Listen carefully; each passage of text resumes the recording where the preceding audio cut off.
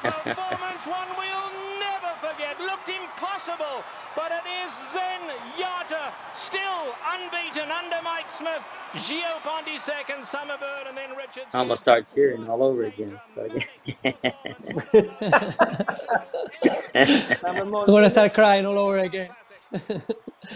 Hi, guys. So thanks for joining us here at World Horse Racing. On the line, we've got Ramon Domínguez, two-time champion jockey in America. And we've also got Mike Smith, Big Money Mike.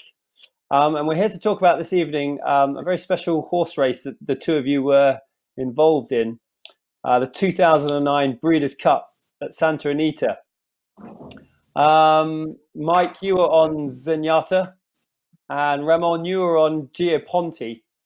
Can you just start off by sort of telling us what sort of impact Zenyatta had on sort of American horse racing from both of your point of view?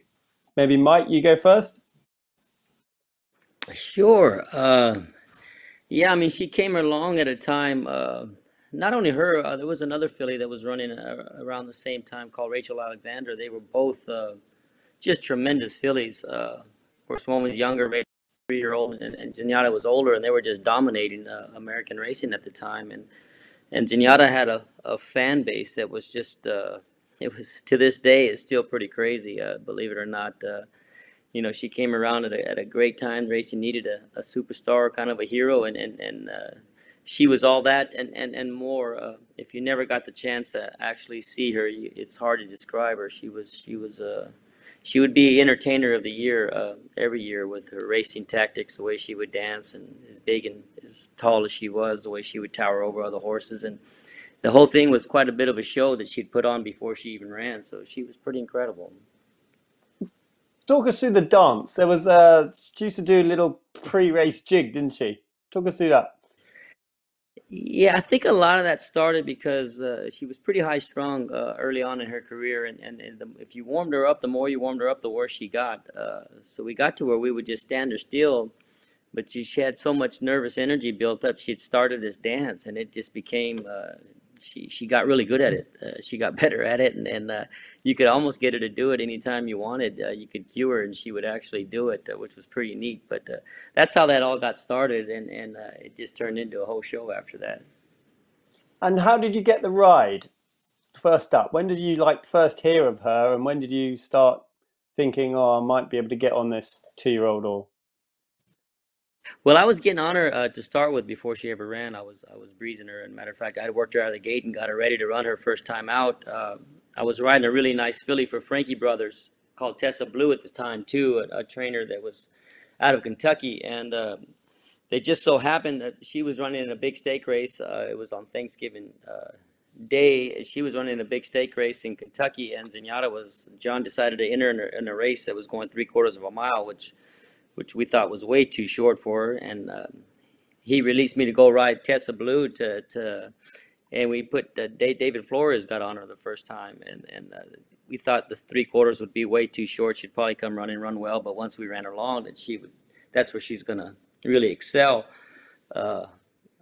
I got beat on Tessa Blue in Kentucky, and I was watching TVG and watching David ride her, and she was dead last at the quarter pole. Then watch her just blow by horses like they were standing still, and so he got to keep her for a couple more races. It took a little bit before I was able to get back on her, and that was actually because David had to ride same thing happened to him. His big horse decided to stay in Santa Anita and run, and Zenyatta went to Oaklawn to run in the Apple Blossom, and that's how I got her back after her third race. And Ramon, when would have been the first time that you'd heard of her or come across her either on TV or heard someone sort of chatting to you about her or something like that? Do you remember that moment?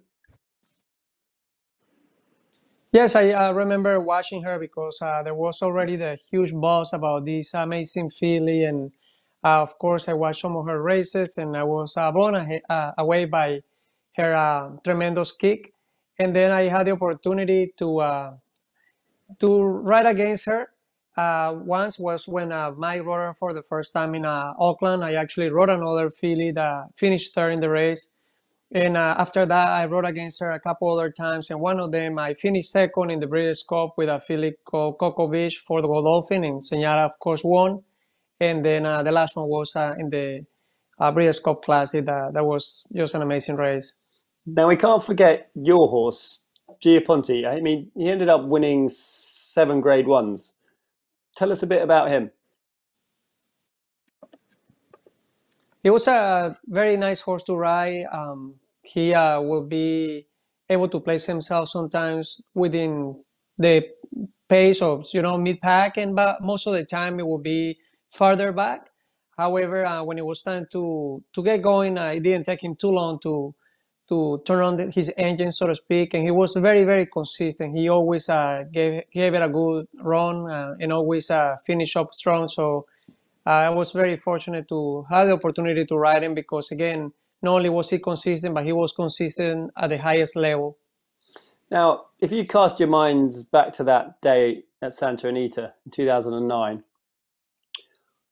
can you remember anything about like the build-up? Like, sort of, how did you prepare the night before? What were you doing? A little bit of dinner or something? You know, how do you prepare for the Breeders' Cup Classic Day?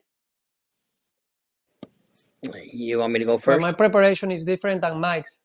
Mike can go first. Actually, I mean, of course, it was, really exciting. She was facing the males for the first time in the Breeders' Cup Classic. She was unbeaten. Everyone was talking that she's finally running against some real horses now, so to say. They were saying that she had no chance. But I, of course, always, especially, being blessed to be the guy that's riding her, I believe she had a huge chance. And so that night, I had a lot of family and friends that flew in to watch the race, and they were all staying at my house. So I got a hotel room, and I got away from everybody and basically just stayed in my hotel room by myself, and so I could get some rest and just concentrate on the race and not have to worry about anything or anybody else, to be honest with you. Because it was nerve-wracking. Although I'm not too sure she went off the favorite or not. I don't think she did it against the boys. She might have, but I don't think she did. But I knew she had a big chance, and I knew that this time there was, I wasn't going to be able just to go around the field like I had been doing before. I was going to have to be able to cut some corners at some place somewhere because I just couldn't give up too much ground and beat the best males in the world really at the time. So we were really, just planning on what kind of trip we were going to get, who I could follow, who I didn't want to be behind, and stuff like that, like we do just about in every race. But of course, the magnitude was much bigger because it was a Breeders' Cup Classic on her against the boys. And Ramon, what were you doing that night?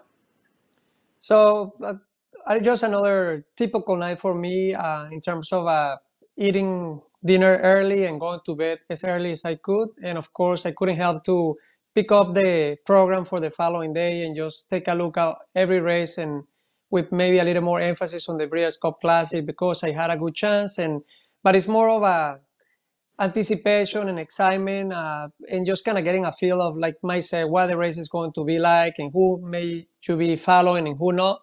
But then the next day is just something that I feel like the preparation is prior to the night before. You have been just riding the horses and also have been in the position in other times where you already kind of knew what to do. And it's just a matter of now kind of being in the moment present and also improvising if needed, depending on the situation that is developing in front of you.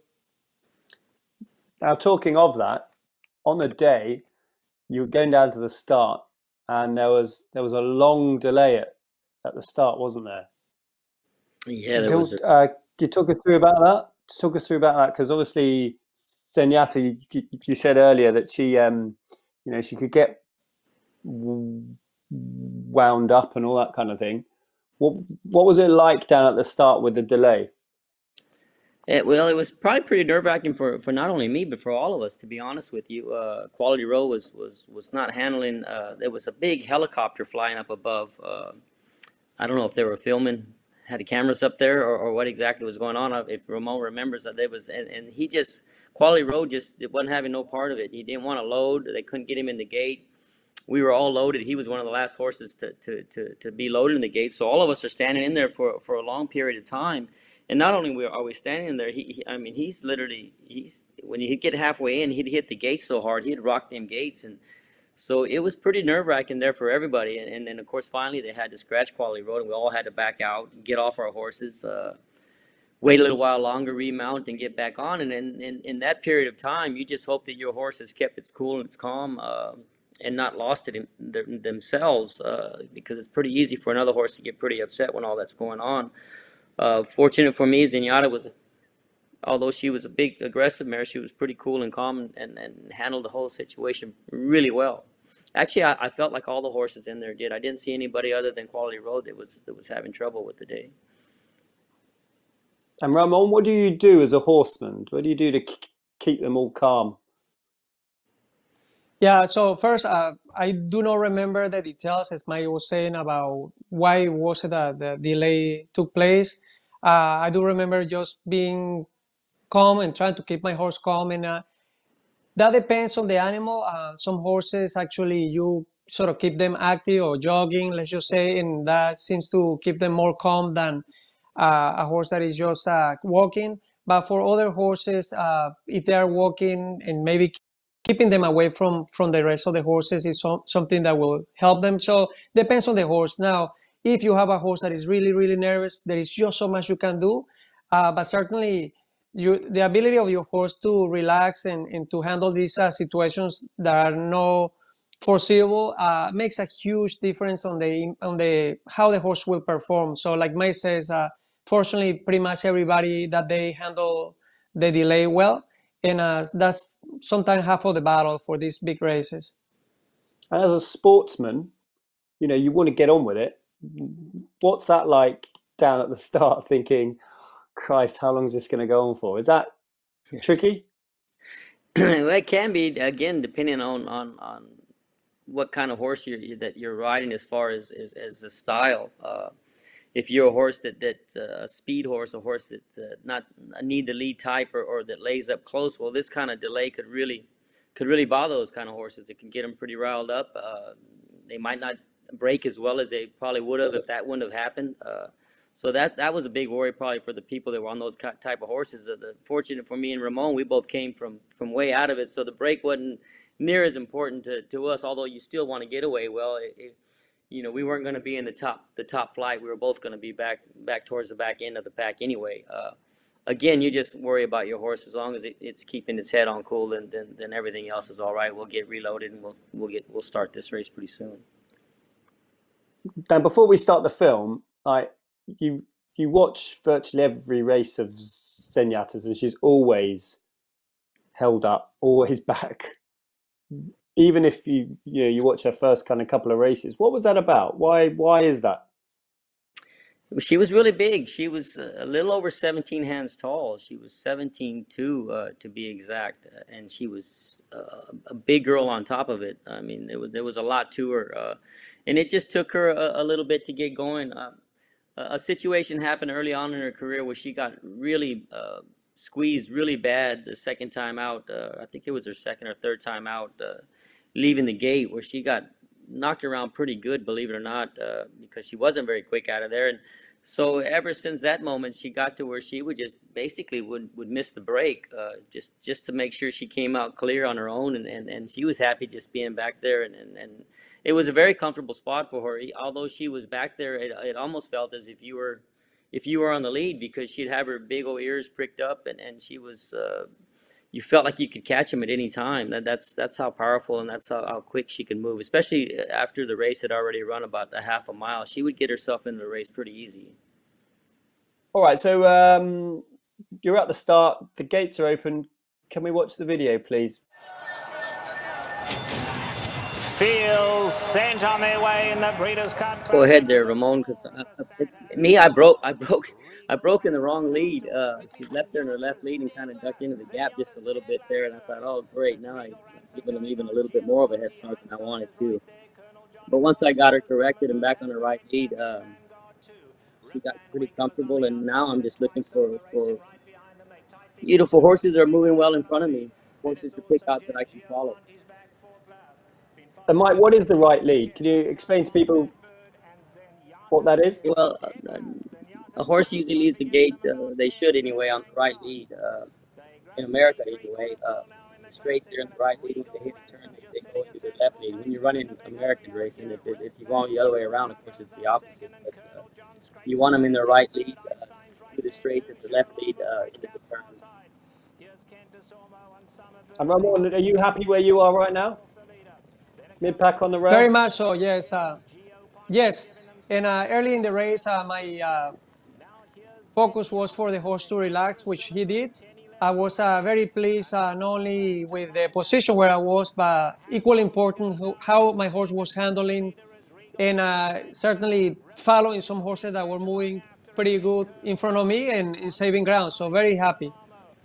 And I was very happy because I was actually following a Ramon. I had spotted Ramon halfway down the backside, and what better rider to follow than him? He always seems to find a great trip, and I was able to get in behind him. I thought Gio Ponti would be a horse that would be moving forward towards the end of the race. I thought he was one of the horses to beat, so I chose to follow him.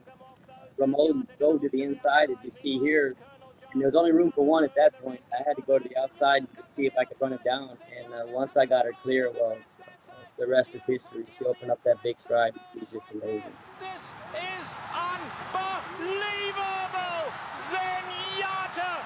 What a performance! One we'll never forget. Looked impossible, but it is Zenyatta, still unbeaten under Mike Smith. Gio Ponti second, Summerbird, and then Richards. I almost start cheering all over again. So I'm going to start crying all over again. In the home straight, when did you think you were going to win? If at all. I was at that point. Go ahead, Ramon. Ramon. Yes, from the 3/8 pole to the quarter pole, I was moving very well, and I was at that point just concerned with getting a good trip. And I was actually following Mike Smith on Summerbird, and he was getting also a great trip. Now, I'm sorry, Ken DeSormo, I'm sorry. And when Ken, there were two horses in front of us, and Ken chose to go outside of them, which was the right thing to do. And I tried to follow him and get in between those two horses and Ken, but he realized that I was there, and he very nicely closed the gap. So I had no choice other than to go in between the horses. And sure enough, when I pointed my horse into that direction, they just opened up so much, and I just split them, and I said, I'm the winner here. I really felt like I was going to win because my horse was so handy up to that point. I had no use him at all, and sure enough, he gave me the needed kick and made the lead, and the race is history when I look over my shoulder and there comes Zenyatta. But I certainly felt like I had a winning trip, and my horse was giving me the needed effort to win the race. And Mike, when did you start feeling you might pull it off? Well, I felt just like Ramon, except the difference was Ramon couldn't see me. I was behind him, and I could see him, so I knew he was moving very well. I knew he was, at that point, I thought, well, that's the horse to beat if he's fortunate enough to get through, because he had chose to go down in there. And again, when he did that, if he had chose to go out, well, then I would have been the one that would have gone down in there. But it worked out where he actually got to save probably a little more ground than I had to. I had to go out sideways to get outside of him, but I was moving. She was still well within herself at the quarter pole, believe it or not. She was giving me those big old ear signs that there was plenty left. I just needed to find her a place to go. And once we were able to tip out and I got her clear to the outside, she just opened up her stride, and I knew at that point that she was getting ready to make some history. What does that feel like? What does it feel like when a horse like that opens up in a crowd like that, in a horse race like that? In a race like that, especially, but these good horses, as Ramon would tell you, they're just different. They have a way of moving. They're so well balanced. They have these gears that they just keep finding. They just keep reaching, and it's pretty incredible. And especially, again, to be on a filly like her against the boys in the biggest race in the United States was pretty incredible. That was a day I tell people that the ground shook in California, and it wasn't because there was an earthquake, man. The grandstand just erupted. I mean, it went absolutely crazy. And if you were there, I think they gave her about a 15-20 minute standing ovation afterwards when she came back, which was pretty incredible. I had never seen nothing like that before. And what Mike, one thing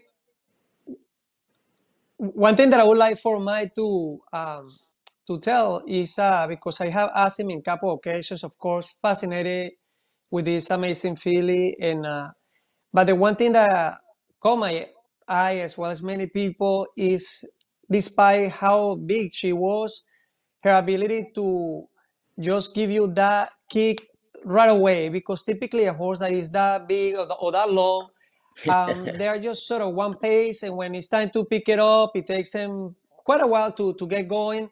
But I love the way Mike described her ability, or what it feels like to be on her back, and when it's time to go. Mike, if you don't mind, can you please Sure. tell us again about that?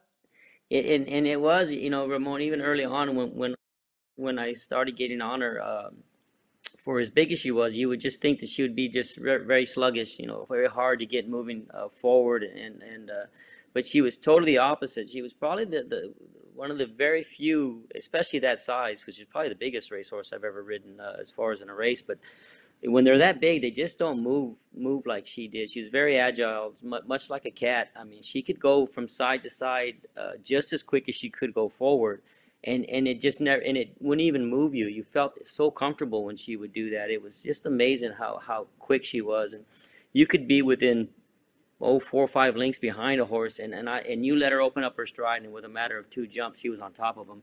You go from thinking maybe I left her too much to do to thinking, oh God, I'm going to hit the front way too soon, because once she got to the last horse, she thought that the race was over, and she wanted to just look around and play with everything and everybody, and you had to kind of stay a little busy if you hit the front too soon on her or got towards the lead too soon. But her turn of foot was just devastating. She could run a turn probably as well as, or maybe probably, I would even say better than any horse I've ever ridden. She could run a turn. It was incredible. And to be out there in that quarter of an hour applause for you, Mike, what was that like? I was one of those guys applauding. Honestly, I didn't even feel like I was the guy that rode her. I honestly felt like a fan. I was in awe of her. I just happened to be sitting on her back and having the best seat in the house. But I was like everyone else. She was one of the few fillies that I could actually hear riders as I passed them root for her. I heard several times when I'd pass guys in a race, I could hear them go Zenyatta. And man, you never hear that from anybody else. That's just how much people loved her and respected her. She was just different. Again, if you didn't get the chance to witness it yourself, it's hard to describe, but she was just different. There was something about her that was just incredible. Maybe it was her size and how beautiful she was. She's probably one of the best looking racehorses you'd ever seen. Very powerful, had a rear end on her, probably the size of 2 horses, if not 3. And just again, the whole show that she'd put on was to this day, there isn't a day that goes by if you're on a racetrack or something, someone brings up something about Zenyatta, or I still get mail or something to sign about her, and it's just pretty incredible what a horse can do. I mean, they're just amazing. Now, Ramon, there's always 2 in a horse race. What were those sort of moments after the race like for you? Because obviously, at some point you felt like you were going to win. What's that like for you? Yes, no, obviously, as soon as I passed the wire, I was very disappointed because I felt like I was the winner. Turning for home, I said, I got this one. And however, after everything is said and done, I was very pleased with the way my horse ran. I was happy with the fact that we finished second. Clearly, there is always that void because you felt like it was so close and you could have won. And on top of that year I was battling for the title of the country in terms of money earned. Winning that race would have made a difference, in my opinion, to win an Eclipse award, which was a big deal. So all of that comes to mind. But at the same time, you just kind of take a step back and put things in perspective. And I was just very happy and very pleased with the way my horse ran. And what do you do that evening, Mike? You've just won the Breeders' Cup Classic. What do you do? Where do you go? Who do you do it with? I started out with I met the owners after the race immediately. They were over at a restaurant in Pasadena, so I went over there to see them real quick, meet them, and spend some time there with them. And then immediately after that, I went back to meet my family at another place that they were all gathered at it, because I had quite a few people. I couldn't bring the whole crowd with me where the owners were at, so it was hard to get there. But I was able to get there, celebrate with the owners, and then get back and celebrate with my family afterwards. And it just really sit around, have dinner, a few toasts of champagne, and just talk about the amazing horse the amazing mare that she is and was, and the kind of race that she ran. I mean, not only was she blessed enough to pull it off in the fashion that she did it in, coming from last to first, is always makes it even more dramatic. So it was all. It'll go down, and I guess I would like to think anyway, as one of the greatest Breeders' Cups of all time. It certainly was my moment that'll go down as my greatest Breeders' Cup victory of all time. And do you ever sit back and watch that on YouTube, or or do you just not? You're just not interested, or what? How does that work? I get more nervous watching it now, and I even know the outcome than I actually did that day. Believe it or not, I don't know. I'm sweating right here now. I was down the backside of my heart was racing. Come on, Ramon, find us a place, buddy. I don't go back and really watch it all that often. Although it does pop up on some YouTube videos and stuff like that. Well, I'll push the button and watch it. But this is the first time I've seen the whole race in quite a while, and again, I got those same goosebumps. As you well know, we're all here in isolation because of this horrible virus that's going on right now. And what a great way to pick your spirits up. And lastly, you've got a picture, presumably, of her behind you. Can you tell us about that? How'd that come about? Yeah, that's a Fred Stone. That's a Fred Stone picture. He just passed away not too long ago, but he was a brilliant for equine, especially racehorses. He did a lot of he's famous as far in our industry as far as his paintings are concerned. He's just a brilliant artist, and he did that one of her. And the deal, I forget how many I had to sign of the poster that they had made, and that came within the deal. But I still, he was so good. Mr. Stone was so good that not only did I get this painting, I still had to pay for part of it. That's how good this guy was. It didn't even. I think I still had to pay for half. Not free, and I had to sign like 2,000 prints. But anyway, I was blessed to have it. Mr. Stone was a great friend of mine, and I have quite a bit of his work, and she's one of his paintings that he did. I have this hanging over my living room, right above my couch. Gentlemen, thank you very much. That was an honor to go through that with you. Thank you for your time. And well, thank you for having us. I appreciate it. Next time we absolutely our pleasure. Next time we got to get one where Ramon got to win, because I follow him a whole lot more than he beat me more than I beat him. So we got to pick out one of his. I don't know about that. I just got lucky. I was riding Zenyatta. It took a horse like Zenyatta to beat this guy. I was blessed to beat him the following year in the distaff, but it took her again as well. Please. To beat him, so yes. So very blessed to be part of it, and of course very blessed to have ridden with Ramon. He was. As you well know, Ramon is retired now. It's not riding no more. But he was by far could go down and arguably as one of the top 5 riders in history in American racing. Well, thank you, Mike. I appreciate that. Needless to talk about the accomplishment that this guy has had and continue to have. Breeders' Cup alone, that is just incredible.